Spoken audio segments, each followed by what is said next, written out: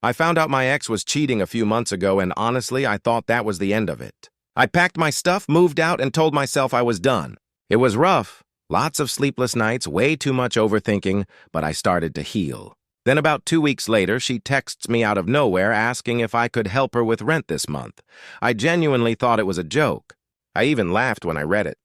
But she was dead serious. Said she was in a tough spot, and that since we'd lived together before, I should understand how hard it is out there. I don't know what kind of mental gymnastics you have to do to cheat on someone and then ask them for money, but apparently she nailed it.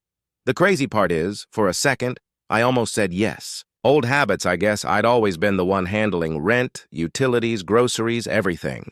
It took me a minute to realize I wasn't responsible for fixing her problems anymore. I told her no and blocked her after that.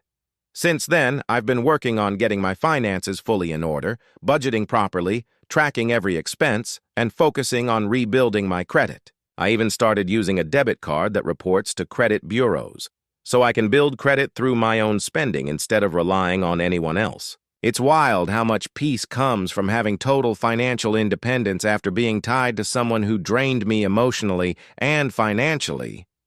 If there's one thing I learned from that mess, never mix love and bills unless you're sure you're both actually on the same team.